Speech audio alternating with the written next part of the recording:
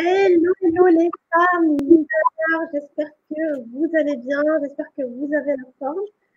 Ce soir, on se retrouve pour la troisième conférence de ce sommet en ligne Femmes Leaders. Et donc, ce soir, on retrouve Sonia Bell. Comment vas-tu ce soir? Coucou Iman, coucou tout le monde. Écoutez, ça va? Et vous? Nickel, nickel. Sur quelle vibration tu es? Très bonne. Très bonne. Vous allez passer un super moment avec Sonia parce qu'elle est super pétillante. Non seulement vous allez apprendre des choses avec elle, mais en plus, vous allez rire. Donc ça, c'est garanti. Ce soir, en fait, elle va vous parler donc de stratégie business, de confiance en soi et de money. C'est bien ça, Sonia? Ouais, je pense que c'est les trois ingrédients qui permettent normalement de bien s'en sortir et de bien y arriver. Yes, génial. Bon, bah très bien. Je vous laisse. Et puis, bah, je souhaite à tout le monde une très, très bonne conférence avec Sonia. Alors, juste 2 secondes. Moi, les commentaires, attends, je ne sais pas si je les vois. Directement sur ta droite. D'accord. Moi, je ne vois rien là. C'est normal. Personne n'a écrit encore. Pour l'instant, il n'y a personne qui est connecté. D'accord. OK. Super. Allez, à tout à l'heure. À tout à l'heure, Iman. Coucou tout le monde, bah, écoutez, j'espère que vous allez bien, que vous passez un bon moment et puis qu'on va passer surtout un bon moment ensemble. Alors, pour ceux qui ne me connaissent pas, je sais pas, j'ai vu passer des publications de Imen qui vous parlaient un petit peu de toutes les intervenantes du sommet. Moi, je suis Sonia Bell, je suis la créatrice et la fondatrice de la Business Girl Academy. Avant de parler de moi, j'ai déjà envie de parler de cet événement-là que Iman crée parce que je trouve ça super, je trouve ça génial. Je trouve qu'il n'y a pas encore assez de femmes dans l'entrepreneuriat, qu'il n'y a pas assez de personnes, enfin de femmes en tous les cas, qui osent parler, qui osent se réaliser, qui osent faire des choses. Et je voulais déjà remercier Imen de le faire parce que c'est génial ce qu'elle fait. C'est génial aussi que vous la suiviez, que vous soyez là,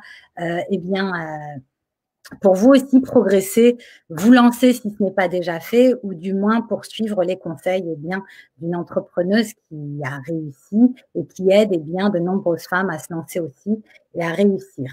Ça, c'est vraiment ma mission, on va dire, c'est celle-là, c'est de voir beaucoup plus de femmes comme ça sur le web se lancer. Au-delà d'être féministe, je ne suis pas plus féministe que ça, c'est juste que je trouve ça plus important de voir beaucoup plus de femmes sur le web parce que automatiquement, ça inspire encore d'autres femmes à se lancer. Et je pense que c'est important étant donné la vie qu'on a tous les jours, nous les femmes. Il y a une vraie différence, je l'ai ressentie moi dans ma vie personnelle, mais je la ressens aussi dans la vie de mes clientes. Il y a une vraie différence entre la relation qu'ont les hommes à la famille, même si je les dénigre pas, et les femmes, la relation qu'elles ont avec la famille. Et pour le coup, nous les femmes, on a souvent tendance à se mettre beaucoup de côté, à mettre nos vies, nos ambitions, notre mission de côté, pour nos enfants, pour notre famille. Je ne vous dirai pas d'abandonner votre famille ou de mettre vos ambitions ou de mettre votre famille de côté, quoi qu'il en soit. C'est simplement que c'est important que vous aussi, vous puissiez vous réaliser dans vos rêves, dans vos projets, dans tout ce que vous avez envie de créer dans cette vie. Et je pense que c'est aussi possible de le faire à travers un business, et je pense que c'est même beaucoup plus facile de le faire de cette manière-là que dans le système traditionnel qui est le salariat. Je comptais dans ce live plus partir sur des échanges avec vous plutôt que de me lancer à vous parler de moi, parce que en réalité le plus important, c'est pas ce que moi je fais ou j'ai fait, c'est plutôt comment je peux vous aider et comment je peux aider, ne serait-ce que si mon message parle qu'à une seule personne aujourd'hui, pour moi c'est déjà énorme. Parce que, encore une fois, comme je vous ai dit, ma mission, c'est la réussite des femmes. Alors moi, je suis passée par le business. Je pense que Et c'est pour ça que, bon, bah, Imen, quand elle m'a présenté, elle parlait de stratégie business, de marketing, d'argent, mais très clairement, coucou. Alors, je vois pas finalement les prénoms, je vois Facebook user, je vois pas qui m'envoie un message, mais en tous les cas, coucou à la personne qui m'a envoyé un message. Si vous avez des questions, si vous avez des sujets que vous souhaitiez que j'aborde, c'est pour ça que je vous dis que je suis plutôt dans l'instant. Moi, je préfère aller vers ce que vous souhaitez avoir comme conseil. Je vais parler de moi parce que sûrement qu'il y en a beaucoup qui ne savent pas qui je suis. C'est important de savoir ce que je fais aussi. Mais comme je vous ai dit, encore une fois, eh bien, ah, coucou, c'est Florence. Florence, oui, bah, je la connais bien, Florence. C'est une des membres de mon programme qui avance très, très, très, très bien et qui a un beau business en perspective. Donc, bah, coucou, Florence. Oui, alors j'en reviens à ce que je vous disais justement, c'est le plus important, c'est pas ce que je suis ou ce que j'ai fait, c'est comment je peux vous aider, eh bien, à avoir le petit truc qui pourrait déclencher des choses chez vous et qui pourrait vous aider, eh bien, à vous lancer ou justement à franchir ce petit palier qui vous manque actuellement. Donc c'est pour ça que j'aime rien préparer. Je préfère m'adapter au public qui est là. Je préfère m'adapter à vos questions. Je préfère m'adapter parce que très souvent, eh bien, dans des sommets comme ça, on peut avoir différentes un public différent, c'est-à-dire qu'on va avoir des débutants, on va avoir des personnes qui sont déjà lancées, mais qui pataugent un petit peu parce que les revenus ne sont pas là. Des fois, on va avoir des personnes qui cartonnent déjà, mais qui ont aussi encore des blocages. Hein. Vous savez que en réalité, dans le business, on doit se faire accompagner. Enfin, à mon sens, c'est comme ça que je le vois. C'est important de se faire accompagner tout au long de la vie d'un business et puis de plein d'autres choses dans la vie. Quand on a besoin de faire quelque chose, eh bien, je pense que c'est important d'avoir les raccourcis qu'ont eu d'autres personnes. Ça nous permet de gagner du temps. Ça nous permet aussi de savoir, eh bien, la personne qui a déjà trébuché, à quel moment elle a trébuché et comment nous, ça peut nous aider justement pas forcément à éviter de trébucher, parce que pour moi, l'échec, entre guillemets, eh bien, est nécessaire à la réussite en réalité. Donc, voilà, je suis en train de voir un petit peu les messages. Alors, voilà, comment être constante pour pérenniser son business au début lorsqu'on n'a pas l'habitude d'être sur tous les fronts? Eh bien, justement, je ne sais pas qui a posé la question, mais en tous les cas, vu que je ne vois pas les prénoms, je suis désolée. C'est une super question. C'est une super question. Comment être constante? Tu vois, là, tu marques un mot déjà, c'est la constance.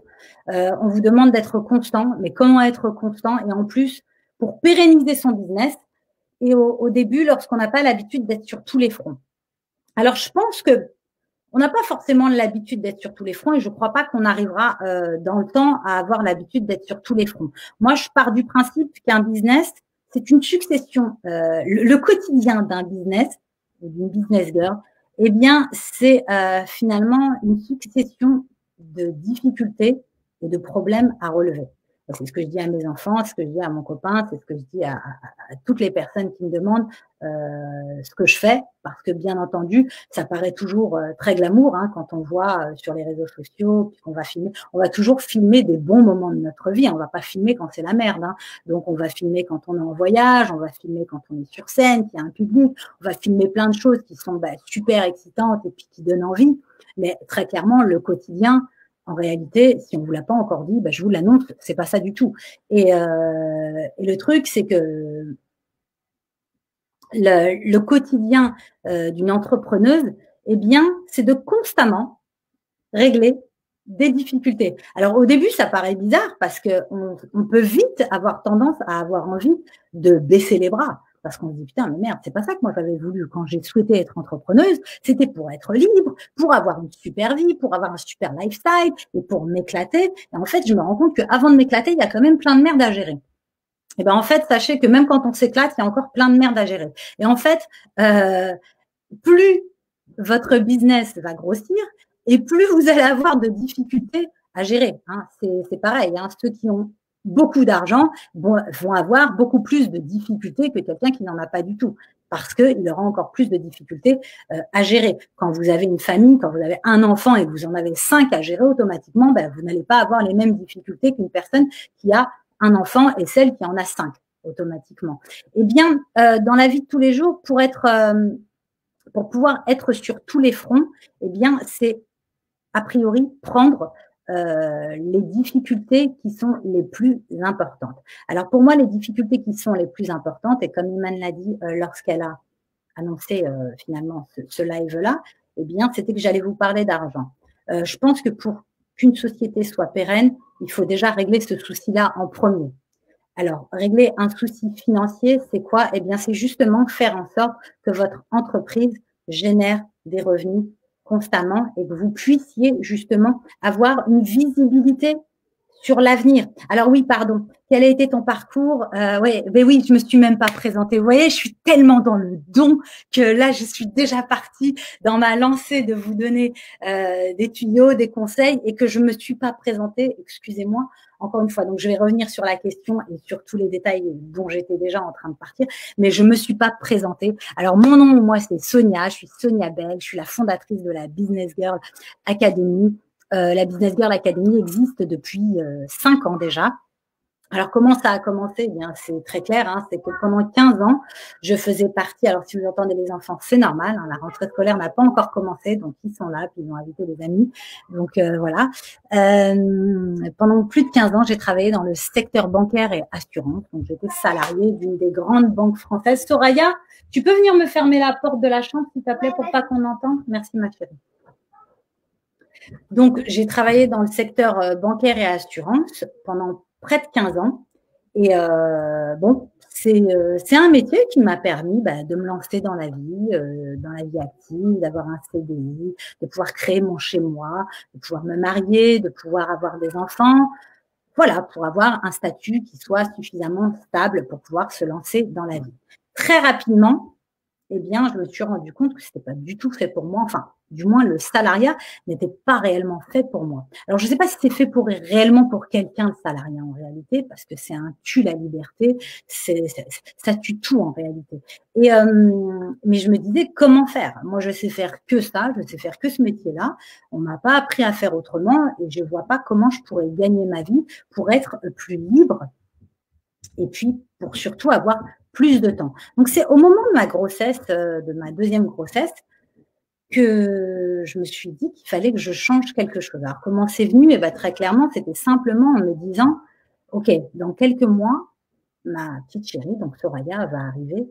Comment je vais faire? Comment je vais faire quand il va falloir encore se lever super tôt, la prendre comme ça et puis aller la déposer alors qu'elle n'aura que 2 mois et demi et qu'il va falloir que je retourne travailler. Il va falloir encore que j'invente des mythos pas possibles parce que vous savez aussi bien que moi qu'un nouveau-né et puis même un bébé jusqu'à 2-3 ans, ça tombe très souvent malade. Donc j'avais déjà vécu ça avec le premier. Donc déjà la grossesse, je la vivais pas bien parce que au lieu eh bien d'être épanouie, de me dire j'attendais un deuxième enfant, et ben j'arrêtais pas de penser au moment où cet enfant-là allait arriver et qu'il allait falloir que je le laisse et puis qu'il allait falloir aussi que je mente à mon patron parce que je vais devoir rester avec elle quand elle va être malade et qu'on n'a que 3 jours enfant malade sur une année.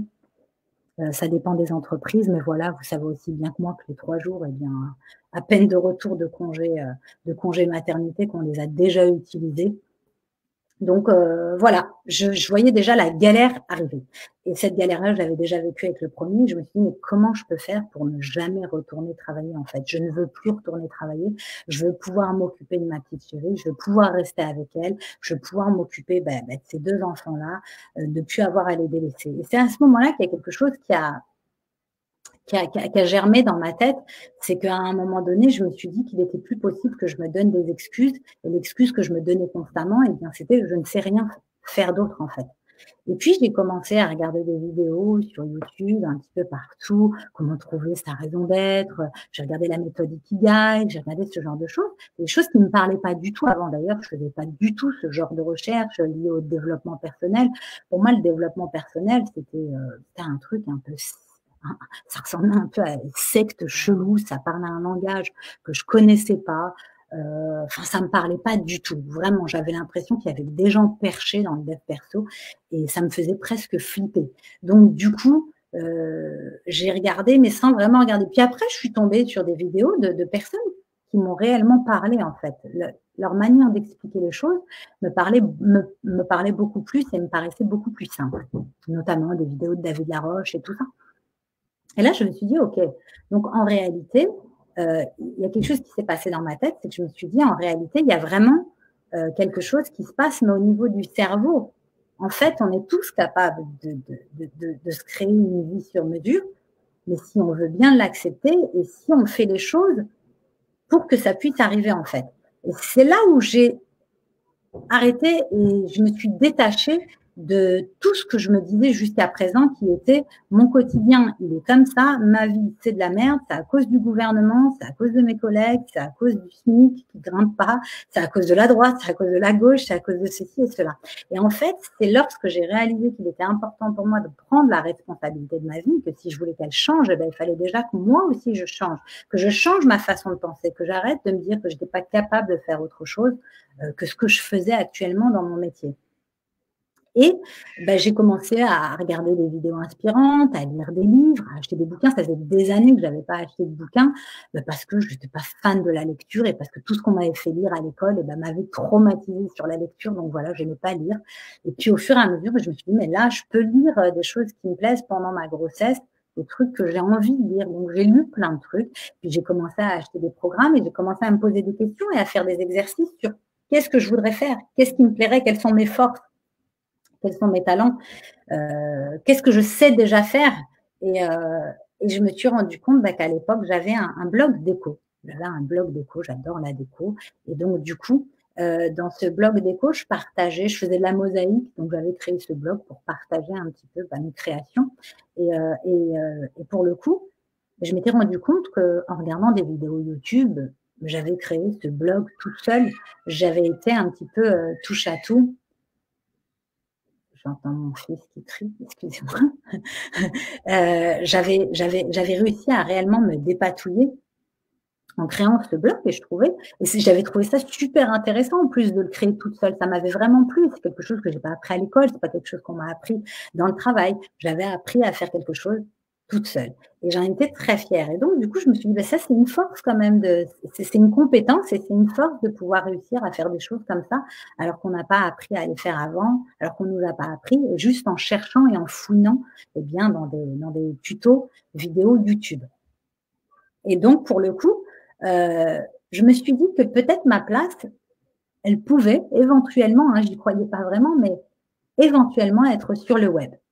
Et c'est là où ça a commencé à germer encore plus, c'est que j'ai réalisé que le web justement me permettrait d'avoir une vie plus libre, d'être plus libre de ce que je fais. Parce que si je travaillais à partir du web, eh bien j'aurais juste besoin d'un ordinateur et d'une connexion Wi-Fi et que je pourrais travailler de n'importe où et notamment de chez moi. Pour ceux qui ont fait du télétravail pendant le confinement, vous avez dû quand même, malgré tout le contexte, apprécier le fait de pouvoir travailler de chez vous. Et donc, moi, il y a 5 ans, c'était ça. C'était de me dire: «Waouh, si j'arrive à créer quelque chose qui me permet de travailler de chez moi, juste avec une connexion Wi-Fi ou de n'importe quel pays ou d'une terrasse de café». Je vais aller voir mon fils parce que ça va pas, il crie trop là. Et de pouvoir travailler de n'importe où, d'une terrasse de café, de n'importe quel pays, waouh! Donc très clairement, il y a ce truc-là déjà qui est ressorti et qui m'a dit: «OK, ta future vie, je ne sais pas comment elle va être, mais elle sera sur le web. Il faut que ça soit sur le web». Et puis voilà, j'ai recréé un nouveau blog puisque je savais en créer un. J'ai créé la Business Girl Academy. J'ai commencé à créer, des outils pour les femmes qui sont débordées, des outils design, des choses comme ça que je commençais à vendre, sur le web. Et puis petit à petit, je commençais à partager aussi mon quotidien, de maman débordée. Ma fille était née, j'avais eu mon 3e enfant entre-temps. Donc voilà, vous ne l'entendez pas, super, mais du coup, moi, je l'entends et ça m'inquiète, en fait. Là, c'est bon, je l'entends plus. Soit il va arriver quelque chose, soit il s'est calmé, mais je vais aller voir un petit peu après. Mais non, c'est bon, je le réentends, là, il recrie. Et mon fils a une voix aiguë qui est très stressante, en fait. C'est le 3e il me rend ouf. Bref, tout ça pour vous dire que, en fait, j'ai commencé à partager mon quotidien de maman débordée et en même temps mes challenges de femme qui est complètement débordée avec ses 3 enfants et qui rêve finalement de beaucoup plus de liberté et d'une autre vie. Et c'était une sorte de journal intime. Je ne sais pas si j'avais l'ambition, réellement de créer quelque chose de grand derrière ça, mais ça me faisait énormément de bien de partager tout ça et d'avoir des retours de femmes, qui me partageaient aussi leur quotidien. Donc je m'occupais de ce blog-là pendant, les soirées, beaucoup très, très tard le soir quand les enfants dormaient et que c'était le seul moment où j'avais du calme, où j'arrivais, réellement à me concentrer. Et puis de fil en aiguille comme ça, eh bien j'ai créé une communauté de femmes qui rêvaient aussi, elles, de liberté. Et puis je me suis rendu compte que j'étais pas toute seule finalement, qu'il y avait vraiment un malaise au niveau des femmes, au niveau du salariat, qu'on avait tous ce besoin de souffler, de se sentir libre, qu'à un moment donné de notre vie, alors ça dépend, hein, il y a des gens qui à 22 ans savent déjà ce qu'elles veulent. Et puis, il y en a d'autres comme ça, à 35 ans, à 40 ans et même plus, se réveillent un jour et se disent: «Waouh, je suis passée à côté de ma vie en réalité. Moi, j'avais pas rêvé de cette vie-là et finalement, j'ai l'impression d'avoir passé la moitié de ma vie endormie parce que je me suis pas rendu compte de ce qui se passait réellement et que là, je me réveille et j'ai rien réalisé de tous ces rêves d'enfance que j'avais dans la tête, de toute cette vie que je m'étais imaginée et que j'arrive pas à réaliser». Et puis, on rentre comme ça dans ce système, dans ce tourbillon de la vie où on arrive à finalement intégrer un moule commun, qui est créé par la société, hein, qui nous laisse croire que voilà, on arrivera à vivre notre plus belle vie quand on sera à la retraite, quand on touchera cette fameuse retraite attendue. Il n'y a qu'à ce moment-là qu'on pourra être libre.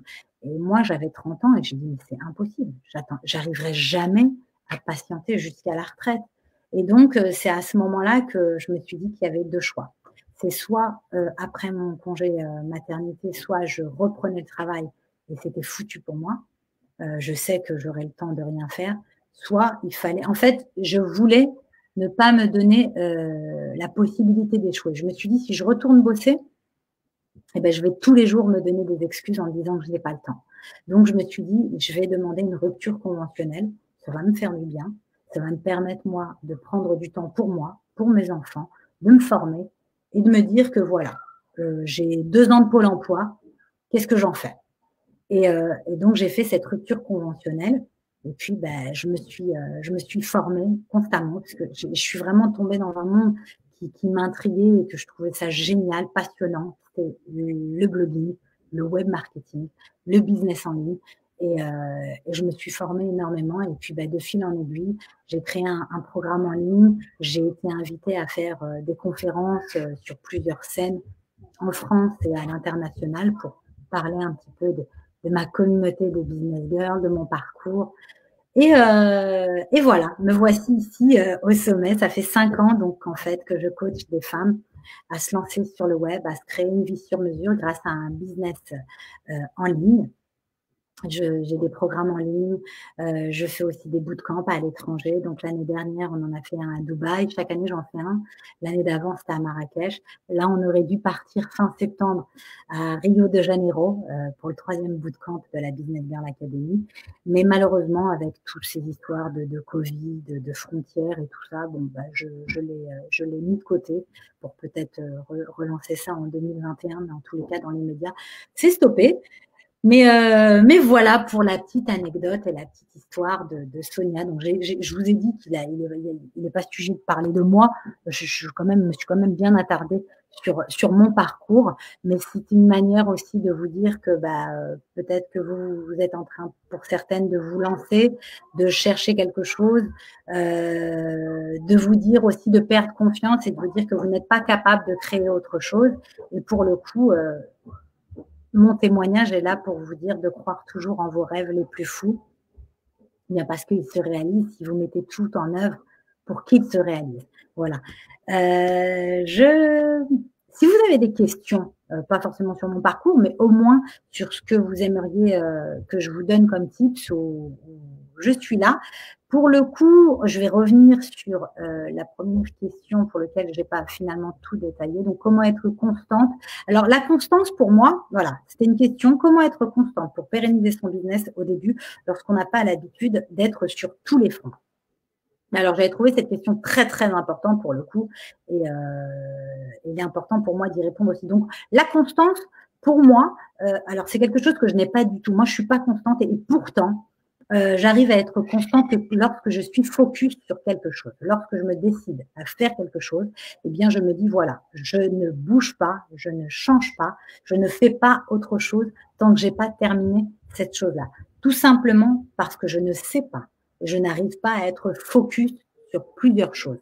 Et en fait, je me suis rendu compte, quoi qu'il en soit, qu'on ne peut pas être focus sur plusieurs choses parce qu'en fait, vous ne faites que dispatcher votre énergie dans tous les sens. Et donc, au final, le focus vous permet de se concentrer sur un seul et même point et donc finalement de décupler votre énergie, décupler votre force, décupler votre attention. Et c'est ce qui fait que finalement, vous allez avancer plus vite et vous allez réussir à faire plus de choses. Moi, pour moi, je pense qu'il faut faire les choses une par une. En fait, il vaut mieux creuser un trou de 1000 mètres que creuser 10 trous de 100 mètres. Et dans le business, en général, c'est comme ça. Ce que ça veut dire par là, ça veut dire que lorsque vous êtes en train de vous dire, bah, il faut que j'ai une stratégie social média, il faut que je sois sur les réseaux sociaux, eh bien, je pense que la question à se poser, c'est pas comment je vais faire pour être et sur Facebook et sur Instagram et sur YouTube et sur Pinterest. Je pense que c'est de se dire quel est le réseau social qui me parle le plus et quel est le réseau social sur lequel je vais m'attacher et je vais rester focus sur les 6 prochains mois ou sur cette prochaine année. Voilà. C'est peut-être de faire les choses étape par étape parce que, en fait, vous aurez plus de résultats à rester et à travailler sur un seul point de focus que tenter d'être partout tout le temps. Donc, pour la constance, eh bien, je pense que c'est ça. C'est réellement d'avoir une vision de ce que vous voulez faire, de où vous voulez aller, et puis de faire votre liste de tâches de ce qu'il faut pour que tout ça fonctionne. Stopper tout le reste. Très clairement, c'est ce que je fais. Moi, dernièrement, ça fait 2 mois quasiment que je suis sur aucun réseau social, que j'ai tout stoppé. Parce que j'ai des choses très importantes à faire au sein de mon business et que je ne veux pas que mon attention soit dispatchée dans tous les sens et pour le coup, toute mon énergie. Je vais être focus pour garder toute mon énergie sur cette chose-là et une fois que cette chose-là est terminée, eh bien, je peux me concentrer sur autre chose. Ça, c'est mon point de vue à moi. Après, vous en faites ce que vous voulez. Si ça peut vous aider, je pense que c'est très important, surtout lorsqu'on débute réellement dans un business. Alors, comment c'est le moment où tu es devenu... alors, attends, ouais, je vais terminer pour la question. Comment être constante pour pérenniser son business au début? Alors, pour le coup, vous allez sûrement me dire aussi, ouais, mais ok, Sonia, on se focalise sur un seul point. Mais comment on fait si, du coup, on a quand même un business à faire tourner? Et c'est pour ça qu'il est important d'avoir une structure avec des fondations solides qui vous permettent de voir et de, si vous voulez, anticiper les futurs revenus de votre entreprise. Si je me permets d'être focus pendant 2 mois sur quelque chose et de disparaître complètement des réseaux sociaux, c'est parce que les fondations de mon business et la structure marketing est déjà établie. Donc, ça veut dire que même si je me mets en off pendant 2 mois, les revenus vont continuer à tomber parce que j'ai toute cette structure-là qui fonctionne et qui est déjà établie. Sincèrement, et c'est là où je vais vous parler d'une équation que je donne très souvent aux membres de mes programmes, dans ma communication en général, c'est l'équation du temps et de l'argent. Il faut que vous soyez consciente que vous devez avoir au moins une de ces 2 choses lorsque vous vous lancez. Soit vous avez du temps, soit vous avez de l'argent. Beaucoup vont me dire, eh bien, j'ai ni l'un ni l'autre. Je suis désolée de vous le dire, si vous n'arrivez pas à trouver du temps ou si vous n'arrivez pas à trouver de l'argent pour lancer un business, vous pouvez tout de suite tout arrêter. Je suis désolée de le dire aussi crûment, mais c'est important parce que ça va vous permettre de vous poser les bonnes questions pour aller chercher ce qui vous manque. Et ce qui vous manque, en général, c'est du temps ou de l'argent. La confiance en soi, on en reviendra après, mais la structure de base pour lancer un business, c'est du temps ou de l'argent. Le temps, pourquoi? Parce que pour pouvoir lancer une structure, soit vous n'avez pas d'argent, et donc dans ces cas-là, vous avez du temps. Donc du temps, eh bien, ça veut tout dire, hein. Le temps, ça veut dire que ça va vous prendre plus de temps pour lancer quelque chose, parce que vous n'avez pas les moyens de payer des prestataires. Je ne sais pas, quelqu'un qui décide, eh bien, je vous donne un exemple, d'avoir une stratégie digitale, donc d'avoir une présence sur les réseaux sociaux, une présence web, eh bien, elle va devoir créer un site internet. Donc, soit elle a l'argent, et donc par conséquent, elle va déléguer cette tâche-là à un prestataire qui va lui créer son site. Vu que c'est son métier au prestataire, eh bien, il va peut-être mettre 10 jours, 15 jours, mais ça sera fait. C'est son métier. Il s'est formé pour créer des sites internet. Il fait ça toute la journée. Donc, il n'aura pas de difficulté à vous créer votre site internet. Pendant ce temps-là, vous pourrez, eh bien, faire autre chose, vous occuper de toute la stratégie future de votre business.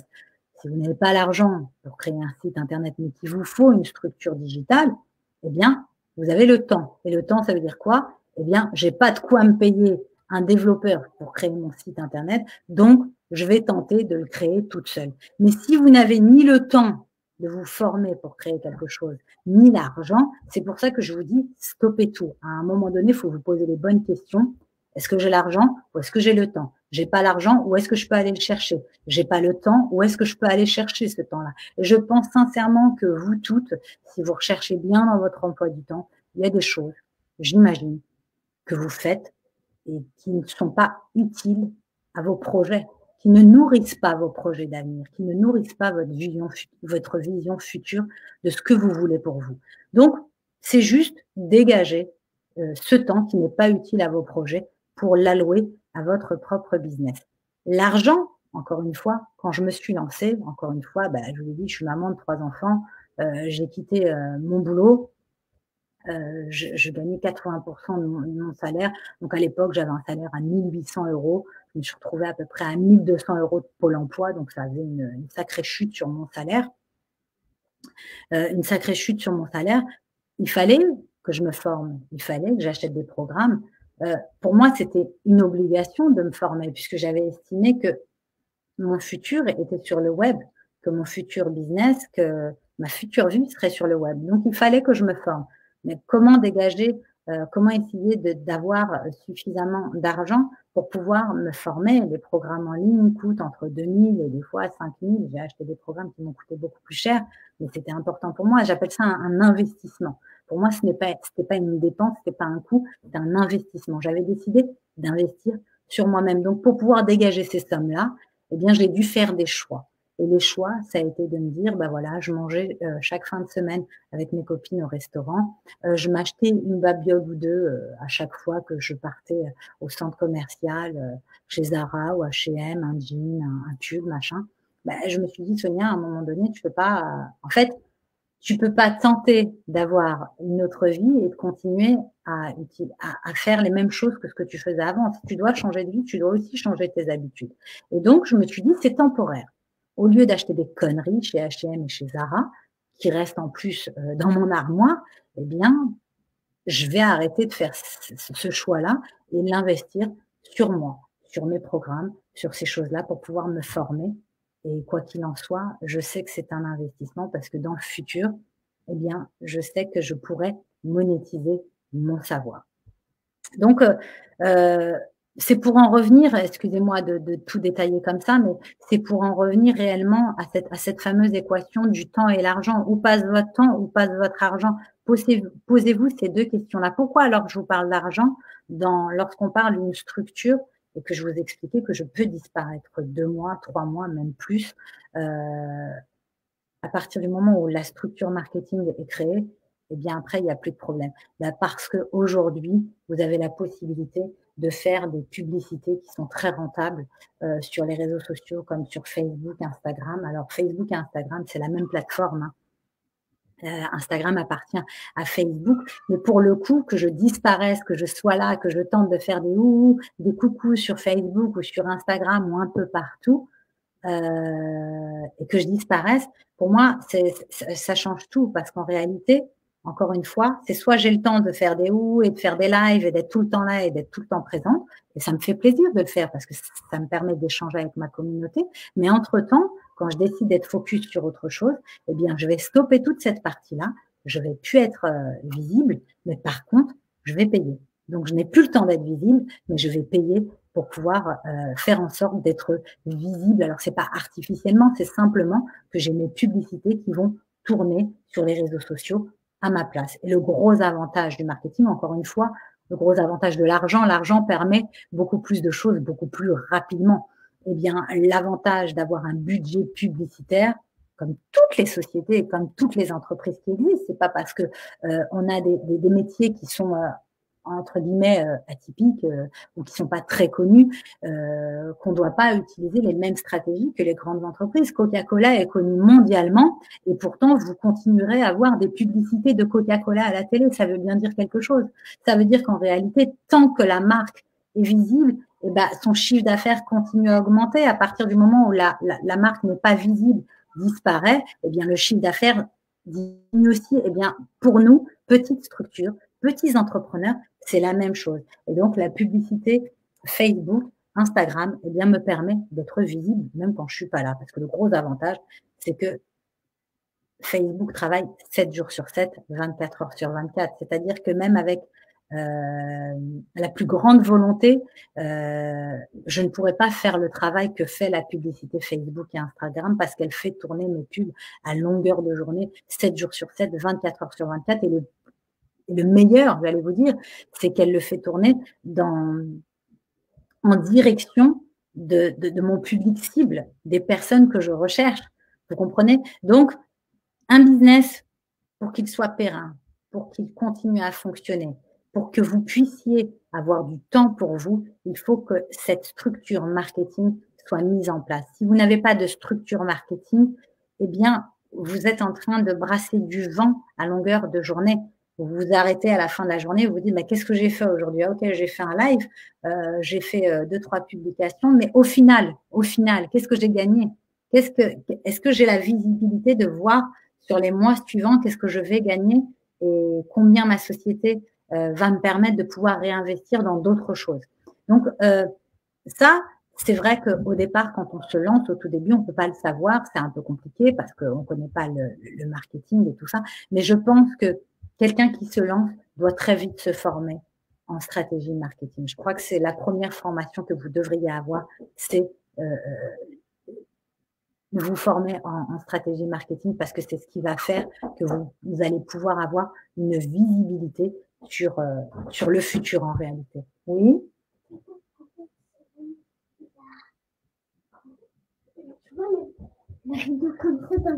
Ouais. Ah, bah, il a dû tirer le. Ça, c'est tiré. Dis-lui que c'est pas grave. Et tiens, tu veux lui faire un coucou? C'est Serena, la copine de ma fille. C'est pas grave, mais s'il vous plaît, essayez de faire moins de bruit. Tu dis à Swan qu'il arrête de crier, je l'entends beaucoup. Merci, c'est gentil. Désolée. Voilà. Alors, je vais essayer d'aller voir la deuxième question.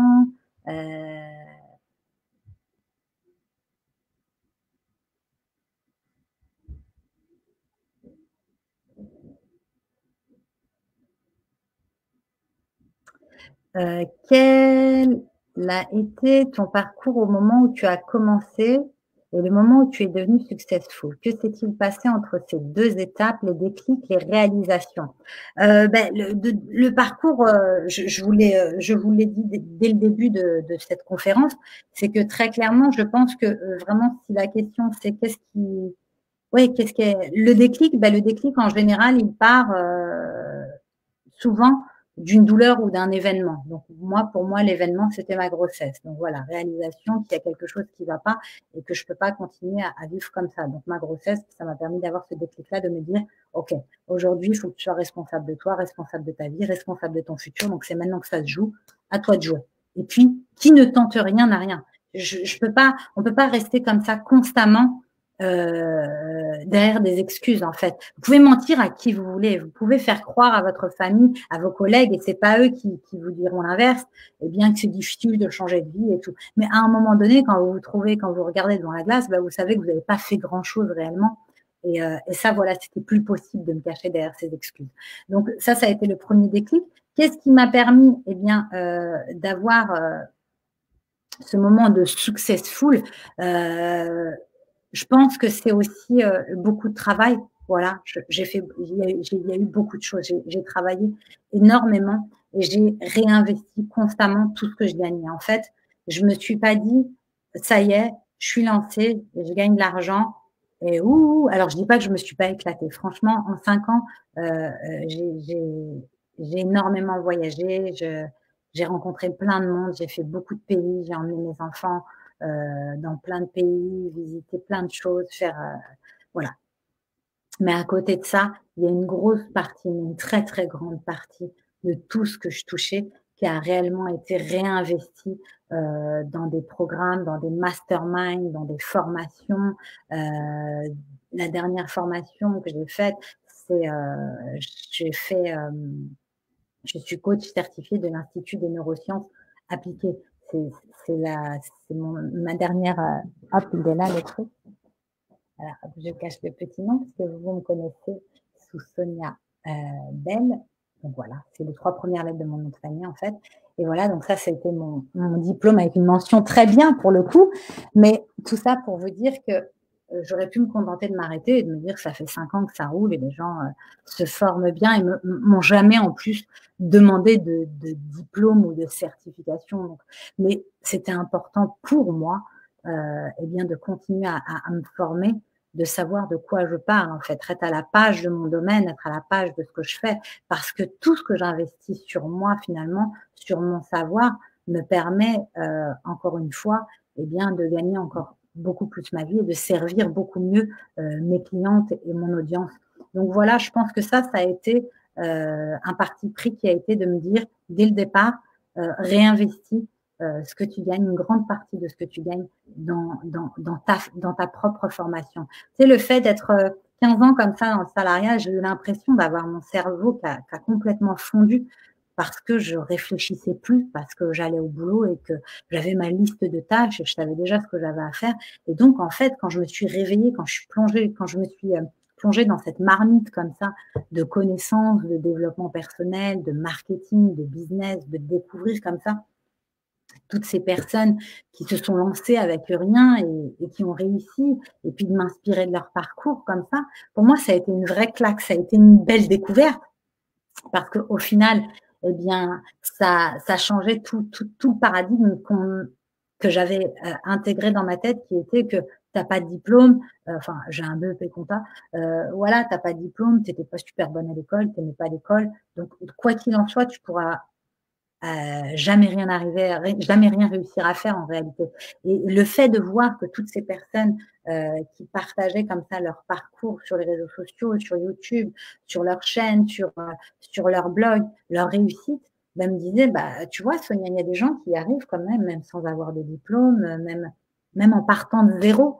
Et en fait, ben, à partir du moment où j'ai compris que investir sur moi, c'était la meilleure manière de me réaliser, parce que ça me fait du bien aussi. J'adore apprendre. Moi, je suis quelqu'un de très curieux et j'adore apprendre. Et puis, j'adore aussi partager. Donc, à chaque fois que je fais une découverte sur quelque chose, je suis toujours en train de la partager, soit sur les réseaux sociaux, soit sur mon blog, soit dans mes programmes, au sein de mes programmes auprès de mes clientes. Et, et voilà, c'est ça pour moi, se réaliser. Donc voilà, je pense que le plus grand conseil que je pourrais te donner, eh bien, c'est de constamment réinvestir sur toi, sur tes connaissances.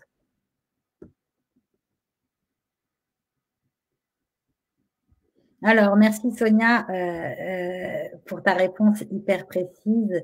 Je me forme en stratégie marketing, fondation, processus de vente, tunnel de vente, etc. Mais la pub Facebook qui est hyper compliquée a priori, est-ce que nécessité de se former à la pub Facebook lorsque toutes les bases sont OK? Quoi qu'il en soit, très sincèrement, je pense que tu auras fait le plus gros. En fait, la publicité Facebook ou la publicité en général, c'est juste un accélérateur en fait. C'est juste un outil comme un autre, mais qui te permet réellement d'accélérer un petit peu plus la machine. Alors bien entendu que toute la stratégie marketing, c'est génial, apprendre le process de vente, les tunnels de vente, mais il est important de comprendre pour les personnes qui ne savent pas ce que c'est qu'un tunnel de vente, eh bien, c'est ni plus ni moins qu'une stratégie qui permet de faire rentrer un peu dans un entonnoir comme ça des prospects, ce qu'on appelle des prospects qualifiés, donc qui viendraient, je ne sais pas, sur une page de blog suite à un article, suite à des stories sur Instagram ou sur Facebook, suite à des publications sur les réseaux sociaux, puis qui viendraient finalement sur votre site pour être convertis, on va dire, en adresse email. Et puis après, ces personnes-là, eh bien, vous leur envoyez une séquence mail. Alors, il y en a qui vont faire ça sous forme de séquence mail, il y en a d'autres qui vont faire ça sous forme de challenge sur les réseaux sociaux, d'autres qui vont faire ça sous forme de vidéo. Peu importe la manière dont vous allez le faire, mais en tous les cas, le but, eh bien, c'est d'avoir des prospects qualifiés, donc des prospects qui sont des personnes qui sont intéressées par ce que vous proposez, par le sujet, par la niche, la thématique sur laquelle vous êtes, et puis qui, au fur et à mesure du tunnel de vente vont commencer à faire connaissance avec vous, donc à gagner confiance en vous finalement. Et puis à la fin, c'est de leur proposer quelque chose à la vente, puisque le but, encore une fois, c'est de gagner de l'argent. Hein. C'est pas que de partager dans tous les sens et puis de ne pas gagner d'argent. Sinon, ça s'appelle pas un business, ça s'appelle un blog passion en réalité. Donc voilà, c'est ça le processus de vente. Mais en réalité, eh bien, pourquoi je parle de publicité de réseaux sociaux? Parce que c'est la manière la plus rapide de faire rentrer des prospects dans ton fameux tunnel de vente qui est comme ça sous forme d'entonnoir. Et en réalité, plus tu payes, mais très clairement, la publicité Facebook, quand je dis que c'est un accélérateur, il faut savoir que la publicité Facebook, vous pouvez en faire à partir de, je crois, alors il n'y a pas longtemps, il y a très longtemps, c'était 1 euro par jour, et je crois que c'est passé à 5 euros. Je ne suis pas sûre, parce que ce n'est pas le budget que j'utilise maintenant, mais il faudrait que je retente pour voir. Mais voilà, vous avez la possibilité de faire des pubs journalières, 5 euros. Il faut comprendre qu'aujourd'hui, la publicité a réellement évolué et que c'est plus ce que c'était il y a quelques années. Avant carrément le digital, la publicité, c'était la télé. Hein, donc, c'était carrément des budgets astronomiques pour pouvoir faire la publicité. Donc, il n'y avait que les grosses entreprises qui pouvaient se permettre ça. Et puis, même une entreprise qui venait de naître, eh bien, était obligée, quoi qu'il en soit, d'avoir des actionnaires qui étaient là pour payer, des investisseurs, pardon, qui étaient là pour payer, pour donner de l'avance à la société à coût de centaines de milliers d'euros ou de millions pour que la société se lance donc en publicité, donc avec les radios, les télés. Ça, c'était avant. Ensuite, il y a eu Internet. Et quand il y a eu Internet, il y a eu Google AdSense. Donc, vous pouviez faire de la publicité avec Google AdSense.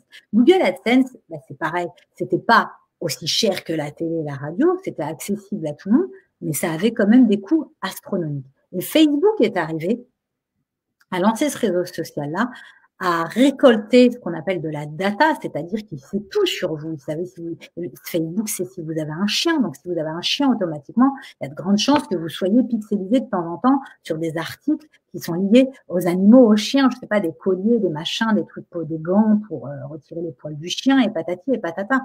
Et Facebook sait ce que vous faites, connaît vos habitudes, c'est ce que vous aimez regarder. Et donc, du coup, Facebook s'est dit, tiens, on peut faire nous aussi la même chose que Google. Finalement, autant créer une plateforme publicitaire pour les entreprises. Et donc, c'est comme ça, bien, que Facebook a ouvert le marché à des petites PME, à des artisans sur le web. Et c'est comme ça, bien, que n'importe qui pouvait faire une publicité à partir de $1, 1 euro. Donc, pour vous dire que là, ça a été une vraie révolution. Et c'est pour ça qu'il y a des entreprises qui se sont lancées avec zéro, quand je dis avec zéro budget, c'est-à-dire que avant, il y a quelques années encore, lancer une entreprise, bien, imposait presque d'aller faire d'abord un crédit à la banque pour pouvoir avoir un budget marketing et publicitaire. Aujourd'hui, n'importe qui sur le web peut se lancer avec 100 balles. C'est important de le comprendre. Et donc, c'est pour ça que quand je vous dis que avoir cette stratégie-là, marketing, avec les publicités, voyez-le encore une fois, c'est comme les formations. Voyez-le encore une fois comme un investissement. Quand je mets 2, 3, 4, 5 000, 6 000 euros en publicité Facebook, je ne les mets pas parce que j'ai envie de leur donner 6 000 euros de ma poche. C'est parce que je sais que ces 6 000 euros-là, elles vont se transformer en 15, 20, 25, 30 000 euros. Et c'est pour ça que je le fais. Et en fait, quand vous avez compris ça, bien, vous avez la possibilité de vous dire, waouh, grâce à cette stratégie-là, j'arrive à transformer 1 euro en 5, 7, 9 euros, 10 euros, c'est ouf.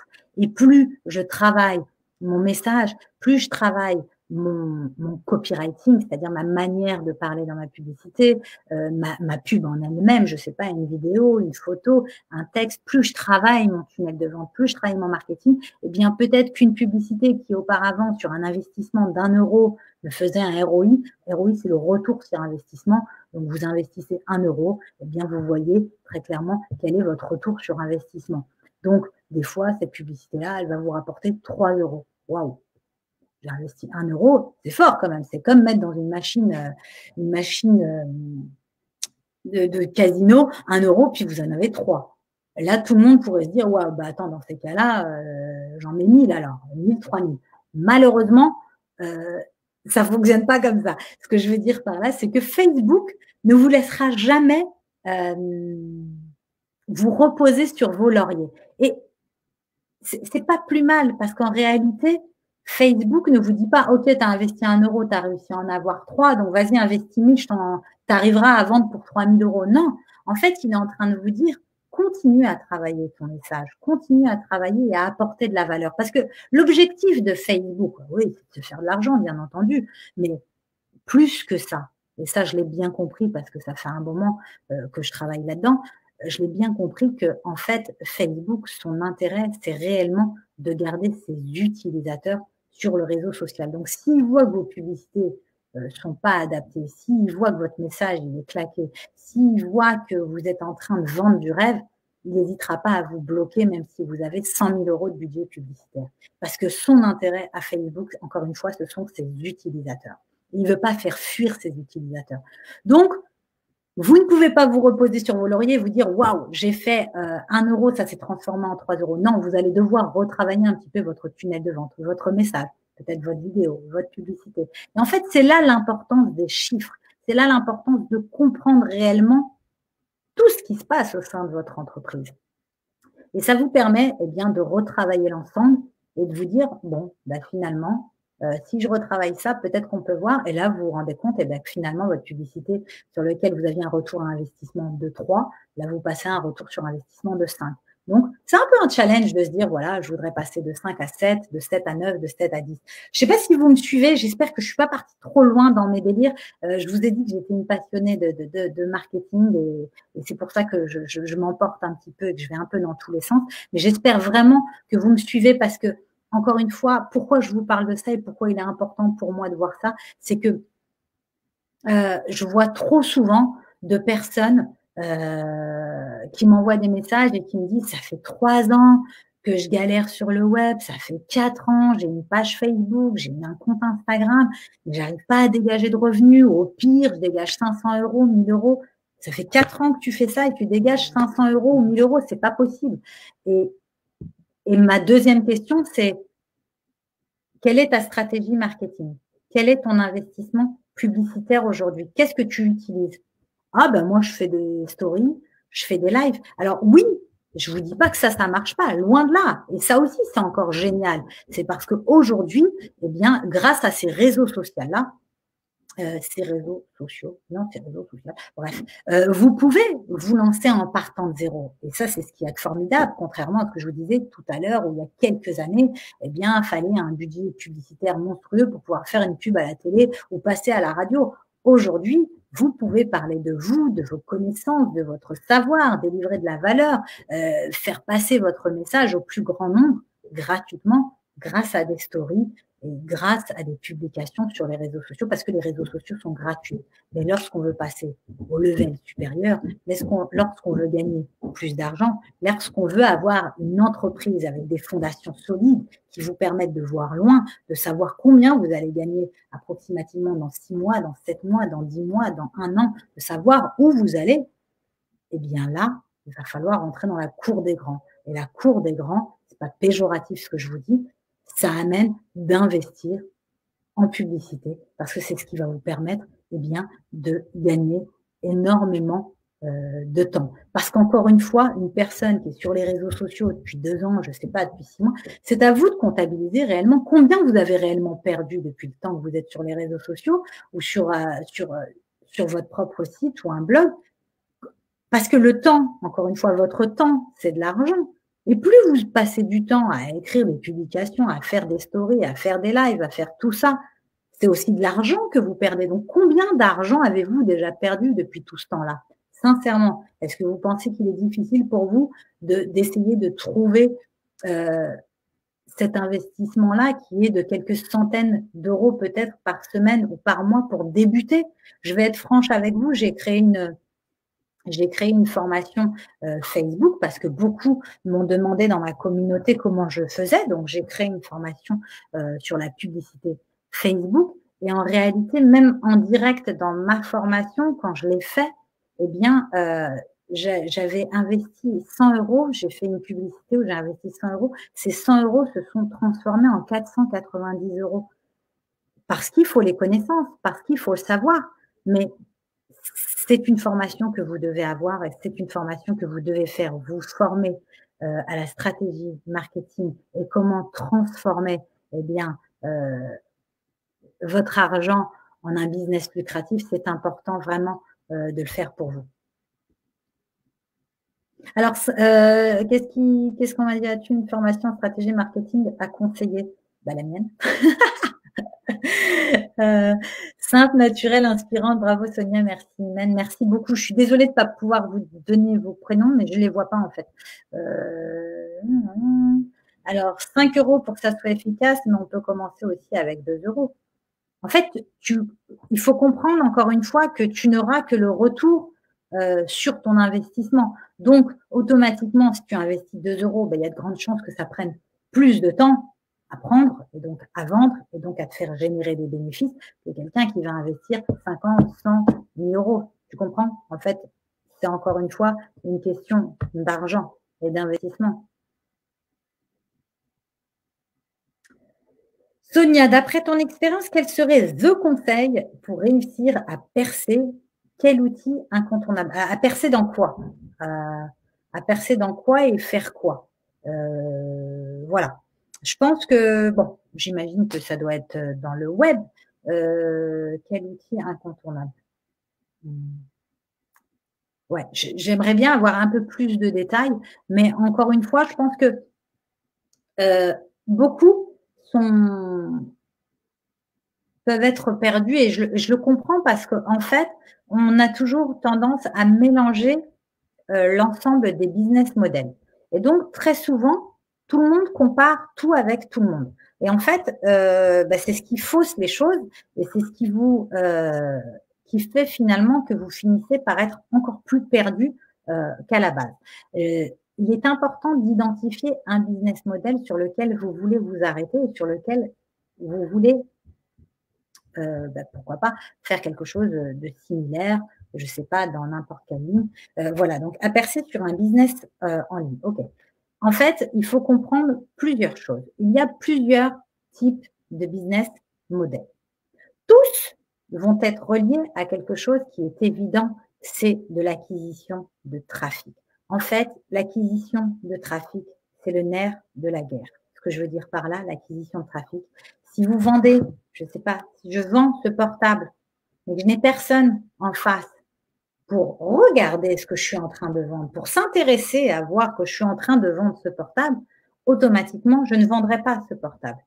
Et donc, dans un business en ligne, le nerf de la guerre, c'est l'acquisition de trafic. Donc, vous avez des personnes qui vont se concentrer sur, par exemple, YouTube. Et donc, ils vont faire des vidéos et qui ont eu une grande chance, enfin, grande chance, non, c'est leur travail, hein, attention. Quand je dis ça, c'est que je connais des personnes qui se sont lancées en même temps que moi. Moi, YouTube, j'ai pas réussi à tenir sur la durée parce que ça me gonflait de faire des vidéos, que c'était long, il fallait faire un montage et tout.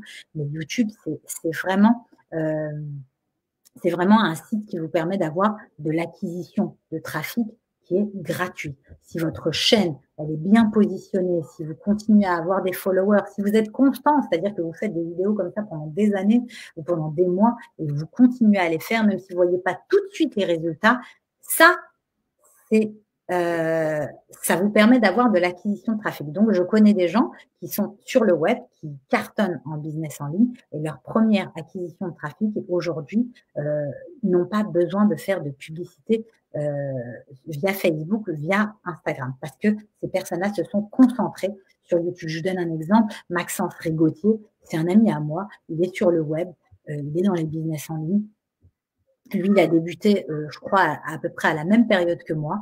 D'ailleurs, on s'entraidait, on se donnait des rendez-vous de temps en temps dans des restos, chinois et japonais une fois tous les 2-3 mois pour se dire où on en était, pour se donner des stratégies, des nouvelles stratégies, nos chiffres et tout ça.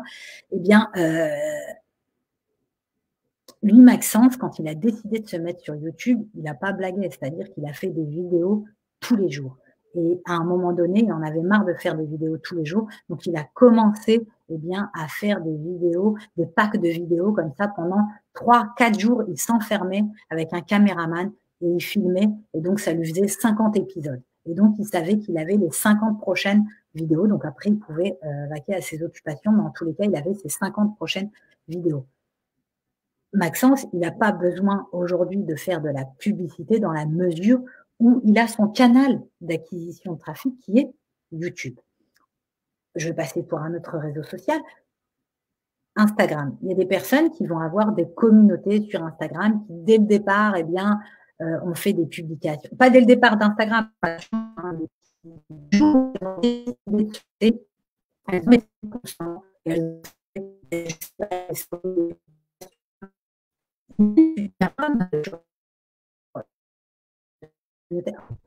sais plus si c'est bon? Vous me dites si ça coupe parce que moi je vois l'écran tout noir, ça m'a fait flipper. Et donc du coup, Imen est super bonne dans sa communauté, sur son compte Instagram, elle est très présente. Voilà, on pourra dire que le canal d'acquisition de trafic de Imen, eh bien, c'est Instagram. À partir du moment où vous êtes constante sur un canal d'acquisition de trafic qui soit sur les réseaux sociaux, tout va bien se passer. Mais si vous n'êtes pas constante, si vous n'avez pas le temps de faire des vidéos, si vous n'avez pas le temps de faire des publications, si vous n'avez pas le temps, je vous donne un autre business model qui pourrait être le canal d'acquisition d'articles, de blogs. Voilà, vous écrivez des articles une fois par semaine, vous arrivez à faire en sorte que cela soit bien, qui vous permettent de ranker par rapport au SEO, donc à travers des mots-clés qui vont faire que chaque personne qui va faire une requête sur les réseaux, sur les moteurs de recherche comme Yahoo ou Google, eh bien, puisse tomber sur vos articles. Voilà, cette personne-là, son canal d'acquisition, ça sera ses articles de blog. Et puis, il y a des personnes qui sont un peu comme moi et qui n'arrivent pas à être constantes un peu partout parce que ça les gonfle d'écrire des articles tout le temps ou d'être tout le temps en train de faire des vidéos ou d'être tout le temps à être sur les réseaux sociaux. Eh bien, ces personnes-là, le canal d'acquisition, il faut le payer. Mais quand tu vois ce que tu es capable de gagner en retour quand tu payes, ça te donne encore moins envie d'être constante sur les réseaux sociaux et d'écrire des articles parce qu'en réalité, eh bien, très souvent, ceux qui investissent en publicité gagnent 10 fois plus que ceux qui n'en investissent pas tout court. Enfin, c'est mathématique, très clairement. Je n'ai même pas besoin de vraiment parler de ça. C'est logique. Quelqu'un qui investit, automatiquement, va avoir un canal d'acquisition de trafic qui va être beaucoup plus important. Je pense qu'une entreprise, de toute manière, pour qu'elle cartonne, eh bien, il faut à un moment donné qu'elle parte comme ça sur le budget publicitaire parce que ça lui permet de voir beaucoup plus loin. Ta question, comment faire? Eh bien, The conseil pour réussir à percer, quel outil incontournable? Aujourd'hui, l'outil incontournable, c'est ton cerveau pour moi, en fait. Il n'y a pas besoin d'outils. Encore une fois, moi, quand je me suis lancée, si on m'a dit fais un blog, j'ai fait un blog, je trouvais ça génial et c'est génial d'avoir un blog parce que ça me permet aujourd'hui de récolter quand même du trafic tous les jours et des personnes qui s'inscrivent à ma newsletter et qui rentrent dans mes fameux tunnels de vente et qui achètent des produits. Mais quoi qu'il en soit, automatiquement, aujourd'hui, vous n'avez plus besoin en 2020 d'être partout. Vous avez juste besoin d'avoir un savoir qui permet de régler une difficulté et automatiquement d'avoir un produit derrière ou une prestation derrière pour aider ces personnes-là à régler ce problème ou ce besoin en tous les cas. Je vous donne un exemple. Une nana, j'ai une de mes membres où j'ai fait un coaching il y a 2 jours qui, elle est spécialisée, elle se forme dans tout ce qui est nutrition. Et donc, elle est dans la nutrition. Elle a beaucoup de femmes qui la contactent parce que c'est des mamans qui ont eu des enfants et puis qui ont du mal comme ça à perdre du poids, mais pour qui les régimes, ça parle pas. Voilà, il y a un besoin. Ces femmes-là, elles ont besoin, elles ont envie de retrouver, on va dire, je sais pas, une forme, une taille de guêpe ou je sais pas ce qu'elles ont envie de retrouver. En tous les cas, quelque chose qui leur permet de se sentir bien, mais elles ne savent pas par où commencer. Et puis, un rééquilibrage alimentaire, c'est un métier, on ne rééquilibre pas comme ça. Il va falloir avoir de vraies données sur soi, sur ce qui fonctionne réellement sur soi.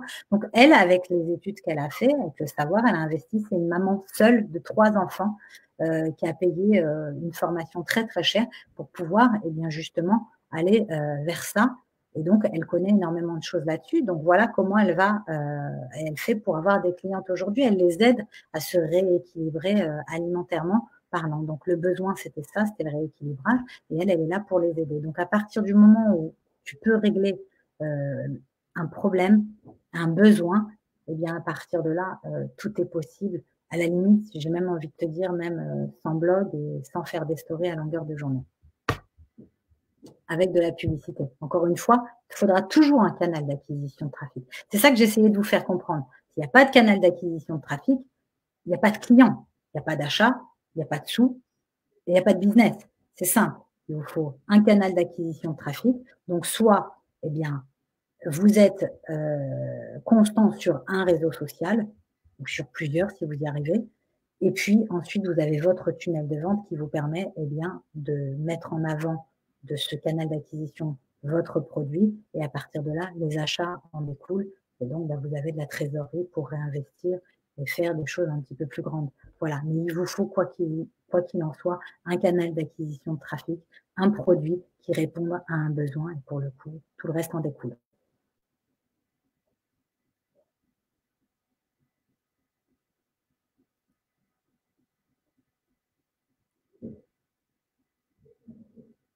Yes, c'est ça. Il y a Imen qui a très, très bien résumé. J'espère que j'ai été claire pour le coup. En résumé, soit investir de l'argent, ouais, c'est ça, la pub payante, ou investir son temps, le contenu organique et constant. C'est exactement ça. Et c'est encore une fois, on revient sur cette fameuse équation du temps et de l'argent. Soit tu as le time, soit tu as la monnaie. Mais si tu n'as pas les deux, il ne peut rien se passer en réalité. Donc, soit tu as le temps, et donc dans ces cas-là, tu peux continuer comme ça, aller sur du contenu organique, créer des articles de blog, des publications, faire des lives, je sais pas, être sur les réseaux sociaux, ou bien, eh bien, là, tu as la monnaie et tu vas directement à l'étape supérieure qui est l'investissement publicitaire pour combler justement ce manque et ce trafic. Est-ce que vous avez des questions? Je sais que je suis très bavarde et encore une fois, comme je l'ai dit, quand on me fait parler de ce que j'aime et de ma passion, bah, du coup, je pourrais en parler des heures, mais je veux surtout pas, en réalité, vous, saouler. Oui, Imen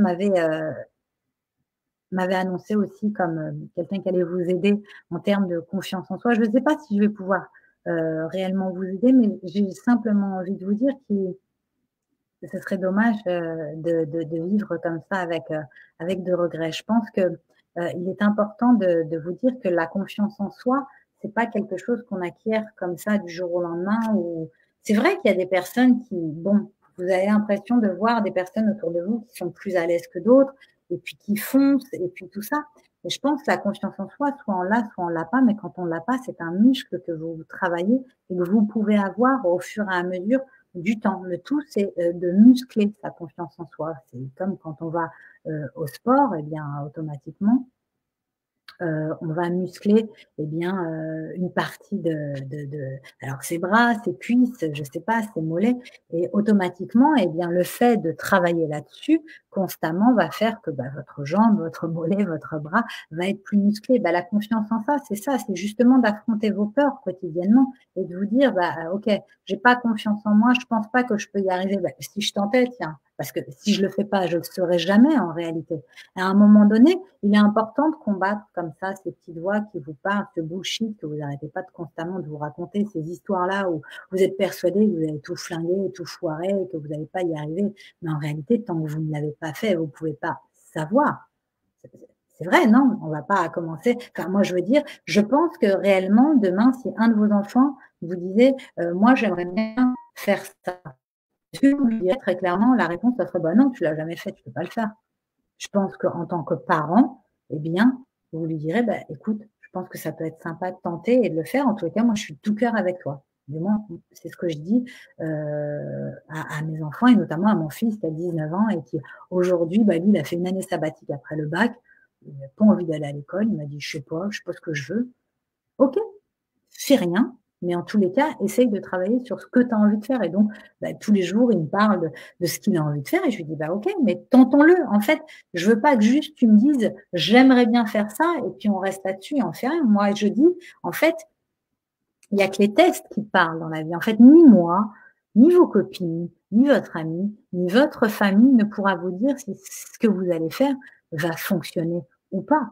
Il y a que les tests qui parlent et en fait, réellement, quand vous partez de ce principe-là, et ben vous testez constamment. Moi, quand j'ai une idée, quand j'ai envie de faire quelque chose, maintenant, enfin, ça fait bien longtemps que je parle plus autour de moi de tout ce que je fais, mais en tous les cas, je le fais et c'est à travers, les données que je vais avoir, mais quoi qu'il en soit, je repartirai jamais de zéro. C'est à partir des données que je vais, récolter à travers ce fameux test, que je vais me dire: «Ouais, tiens, OK, j'ai fait ça, bon, ça a pas super bien fonctionné, mais qu'est-ce que je pourrais faire pour que ça change et pour que ça fonctionne peut-être un peu mieux?» Et donc, vous avez ces données-là qui vous permettent de voir ce qui a fonctionné et ce qui n'a pas fonctionné. Mais quand vous restez comme ça dans le doute constamment et que vous vous dites que vous n'y arriverez pas, bah, automatiquement, vous êtes toujours en train de nourrir votre cerveau de ce bullshit et de ces histoires, hein, de ces histoires qui n'existent pas, hein, que vous ne connaissez pas puisque vous avez pas testé et puis, bah, c'est comme ça, encore une fois, que vous manquez de confiance en vous. Donc, avant de vous dire que vous n'avez pas confiance en vous, je pense qu'il est important, bah, de partir sur des choses qui sont beaucoup plus rationnelles que toutes les merdes qu'on veut bien se raconter dans notre tête. OK, j'ai pas confiance en moi. Alors pourquoi j'ai pas confiance en moi? Parce que je suis convaincue que je vais pas y arriver parce que je l'ai jamais fait. Et si je tentais de le faire, peut-être que ça pourrait être sympa de voir quel est le résultat. Voilà, je pense que c'est ça. La première chose, la confiance en soi, elle est aussi souvent liée, bah, à l'estime de soi. Je pense qu'il est important aussi que vous ayez une meilleure estime de vous. Essayez de voir les belles choses que vous êtes capable de faire aussi, les belles choses que vous avez fait jusqu'à présent dans la vie. Je pense que c'est important. Si personne autour de vous ne vous dit les belles choses et la belle femme que vous êtes, intelligente et tout ce que vous avez pu faire, eh bien, très clairement, essayez, vous, de rechercher autour de vous qu'est-ce que vous êtes capable de faire. Et si vous avez fait de beau dans ce monde, je pense que vous réussirez toujours à trouver quelque chose. Et au-delà, eh bien, de l'estime de soi, après, il y a le regard des autres. Le regard des autres peut très souvent être pénalisant au passage à l'action, parce qu'on a toujours tendance à se dire, mais qu'est-ce que vont penser les autres de ce que je vais faire, qu'est-ce qu'ils vont penser de moi? Je pense que c'est pareil, au lieu de vous focaliser sur le regard des autres, de ce qu'on peut bien penser, de vous, je pense qu'il est important de se focaliser sur les personnes qui attendent de l'aide de votre part. Je suis convaincue que vous avez tout un talent, tout quelque chose à partager, tout un message, tout un enseignement à nous partager. Nous avons tous un vécu, on a toutes, passé des choses, qui sont parfois terribles dans notre vie, mais qui nous ont permis de grandir. Et je suis convaincue qu'il y a d'autres personnes à qui ça aiderait d'avoir vos enseignements. Donc, je pense qu'avant de se focaliser sur les langues de vipères ou sur les gens qui verront peut-être du mal ou qui cracheront sur vous, et encore une fois, je vous le dis très sincèrement, j'ai eu aussi, moi, ce truc-là de me dire qu'est-ce qu'on va bien pouvoir penser de moi quand j'ai fait mes premières vidéos et tout ça. Ben, en vérité, je vais être franche avec vous, en 5 ans, je suis tombée que sur des gens bienveillants. Alors, j'ai eu peut-être 2-3 remarques, des choses comme ça, des trucs, mais ça m'a pas stoppée plus que ça. Je pense que je suis tombée plus sur des gens, bienveillants et gentils que sur des mauvaises personnes. Alors que si je m'écoutais, eh bien, vraiment, tout le monde allait se foutre de ma gueule. Donc, encore une fois, il y a que les tests qui parlent et tant que vous le faites pas, bah, vous n'arriverez pas à voir finalement, la beauté de tout ce qui vous attend et justement, ces personnes qui autour de vous sont plutôt bienveillantes plus que ce qu'on en peut, l'imaginer.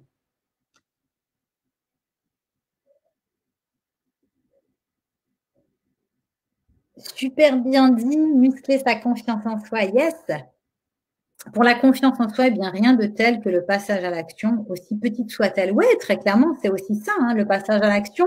Aujourd'hui, on a tendance, enfin aujourd'hui, l'être humain a tendance, lorsqu'il n'a pas confiance en lui ou lorsqu'il a peur de faire quelque chose, eh bien, finalement, de rester en mode pause.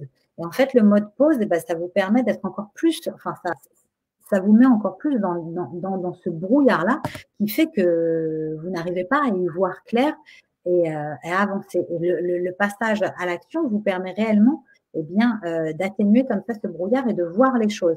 Comme je vous l'ai dit au tout début de ce live, mon quotidien d'entrepreneur, eh bien, c'est succession de règlements de problèmes. Je passe mon temps à régler des problèmes. Et en fait, c'est pour ça que je suis en mode action tout le temps. Je me pose même plus de questions. Je me dis plus, oh là là, c'est bon, ça y est, je vais baisser les bras, j'en peux plus. Ça m'arrive plus. Alors qu'au début, ça m'arrivait tout le temps de me poser des questions et de me dire, oh, mais c'est pas possible, je vais arrêter, c'est pas possible, ça me gonfle. Et en fait, aujourd'hui, pour moi, c'est devenu normal. J'ai intégré ça. J'ai intégré le fait que mon quotidien, eh bien, c'est une succession de difficultés à régler. Et au final, eh bien, quand je fais la balance entre les trucs pourris et puis les trucs sympas, eh bien, je me rends compte quand même que je vis beaucoup plus de trucs sympas que de trucs pourris. Donc voilà, je pense que le passage à l'action peut vraiment vous aider au quotidien. Il est important de se féliciter pour les moindres actions dans lesquelles on se sent fier, ça motive aussi, mais très clairement, c'est pour ça que je vous ai dit, si personne n'est capable autour de vous de vous féliciter, ben c'est pas grave, félicitez-vous. Et de temps en temps, je pense qu'il est important, vous savez, de regarder derrière soi et de regarder tout ce qu'on a été capable de faire aujourd'hui, quel que soit le moment, quelle que soit l'action qu'on a fait, même si ça n'a aucun rapport avec l'entrepreneuriat. Juste être fier d'avoir fait quelque chose, d'avoir aidé une voisine, d'avoir aidé son enfant à faire quelque chose, d'avoir aidé sa maman. Je pense que c'est aussi important. Et puis de voir un petit peu toutes vos avancées, tout ce que vous avez fait depuis que vous êtes sur cette terre. Vous savez, il y avait tout ce que vous vivez très souvent, tout ce que vous vivez très souvent et alors attendez, excusez-moi, je vois juste, OK, voilà, c'est la maman de Serena, qui s'inquiète. Oui, tout ce que vous vivez quotidiennement, des fois, ne vous paraît pas comme ça être quelque chose qui vous fait avancer. Vous avez l'impression de vivre des grosses merdes, des grosses difficultés et très souvent, on se dit: «Bah mince alors, je vais vivre combien de choses comme ça qui vont être difficiles». Et c'est au fur et à mesure du temps, c'est en avançant, eh bien, quand on regarde derrière soi, on se dit: «Ah quand même, j'ai fait tout ça, mais en fait, si j'ai vécu cette merde-là et que j'ai subi cette histoire-là et que je l'ai mal vécue pourtant sur le moment, bah, finalement, ça m'a amené à faire telle action ou ça m'a amené à avoir telle conséquence sur ma vie et à agir autrement». Et en fait, quand vous reliez comme ça les points, vous vous dites: «Waouh, en fait, ce moment-là qui pour moi était douloureux a permis de déclencher quelque chose». Encore une fois, pour moi, eh bien, le déclenchement de beaucoup de choses, d'un changement de vie, c'est souvent lié, à la douleur ou à un événement. Il faut savoir que beaucoup de nanas, dans l'entrepreneuriat qui sont lancées aujourd'hui, ce sont des nanas aussi, eh bien, qui pour beaucoup, moi j'avais jamais entendu ce mot-là burn-out quand je me suis lancée sur le web et en fait, quand j'ai commencé à faire mes ateliers, quand les nanas se présentaient, elles me disaient: «Nanana, nanana, je m'appelle, hein, j'ai eu un burn-out en telle année et nanana, j'ai eu un burn-out». Et en fait, j'ai réalisé que beaucoup de ces femmes-là ont eu des burn-out, au boulot et c'est suite à ça qu'elles ont eu ce fameux déclic qui leur a dit: «OK, là j'ai vécu ça, ça a été très douloureux pour moi, il est hors de question que je revive ça une seconde fois. Donc là maintenant, je vais changer». Et ce déclic-là les a amenés, vous voyez, ça a été un moment douloureux pour eux le burn-out parce que c'est vraiment pas facile à vivre. Pardon.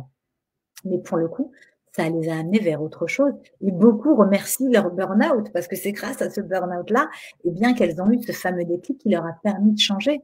Encore une fois, c'est la même chose pour mon événement qui était ma grossesse, que je vivais mal à ce moment-là et puis au final, ben, Dieu merci, cette grossesse m'a permis de changer complètement ma vie aujourd'hui et ce déclic-là, ben, m'a permis de changer de métier et puis de me construire, eh bien, finalement, la vie dont j'avais tant rêvé. La résilience, yes, exactement. Ce sont des clics qui nous font réagir. Exact. Écoutez, je sais pas si j'ai abordé tout ce que je voulais aborder. Moi, je pourrais rester des heures et des heures avec vous parce que j'adore papoter, parce que je suis une grande pipelette et puis parce qu'on parle réellement de ce que j'aime et de ce que j'apprécie dans la vie. Si vous avez des questions, je suis là. Sinon, eh bien, écoutez, je vais vous remercier sincèrement d'avoir été présente avec nous. J'espère que, bah, je sais pas, que ce live vous aidera à avancer, à faire des choses que vous avez envie de faire et puis à vous lancer dans le web entrepreneuriat, pourquoi pas. Voilà, moi en tous les cas, je vous fais des gros bisous. Je vais attendre peut-être, je ne sais pas si Imen revient ou si je dois juste quitter comme ça. Ah voilà, coucou Imen. Oh là là là là. Pardon, j'ai un ordi dernièrement, il est connecté à tout. Tout ce qui se passe, des fois j'ai mes appels qui arrivent sur l'ordi, il faut que j'arrive à déconnecter ça parce que ça me gonfle. Même quand je suis en live comme ça, j'ai WhatsApp, les SMS et tout. Trop connecté la meuf. On est tous très connectés entre nous. Je t'entends mal, alors j'espère que toi tu m'entends, j'espère que la connexion est bonne. Ouais. Bon, bah écoutez, je vous souhaite